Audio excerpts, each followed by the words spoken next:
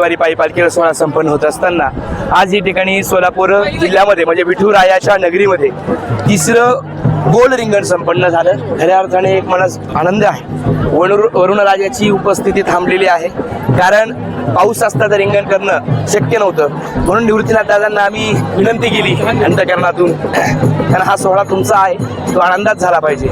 अगोदर पावसाने स्वागत केलं आणि नंतर पाऊस विसावून सगळं वारकऱ्यांना रिंगण सोहळ्याचा आनंद मिळाला। गोल रिंगण आनंदात, उत्साहात, भक्तिमय वातावरणात संपन्न झालं।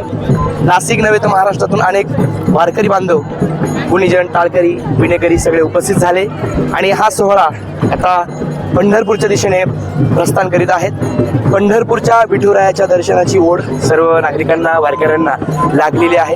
गेल्या अनेक दिवसापासून आम्ही सर्व प्रतीक्षेत होतो की विठुरायाच्या दर्शनाला जावं आणि आज खऱ्या अर्थाने सगळ्यांना आनंद आहे।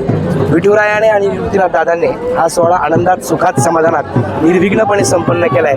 खरोखर त्या पांडुरंगाचे उपकार आहे। मी आषाढी वारीच्या तमाम माझ्या वारकरी बांधवांना, शेतकरी बांधवांना, नागरिकांना, भाविक भक्तांना मनपूर्वक हार्दिक शुभेच्छा व्यक्त करतो।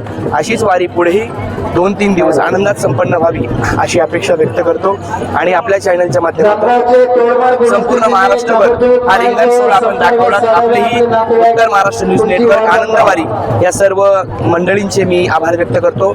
या ठिकाणी पोलीस प्रशासन, सोलापूरचे सर्व ग्रामस्थ मंडळी, पोलीस प्रशासन, करकम ग्रामस्थ मंडळी, करकमकरांनी खूप सुंदर नियोजन या ठिकाणी केलं। सगळ्या करकमवासियांचे मी आभार व्यक्त करतो, पोलिसांचे आभार व्यक्त करतो, आरोग्य कर्मचाऱ्यांचे आभार व्यक्त करतो, ज्यांनी जागा उपलब्ध करून दिली त्या जमीन मालकाचे आभार व्यक्त करतो।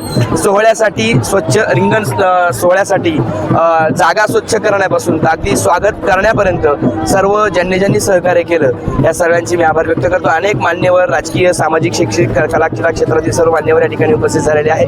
श्री संत निवृत्तीनाथ महाराज समाज संस्थांचा अध्यक्ष राहुल साळुंके या न्यायाने मी आपल्या सर्वांचे मनपूर्वक धन्यवाद व्यक्त करतो। रामकृष्ण हरी, श्री विठ्ठल।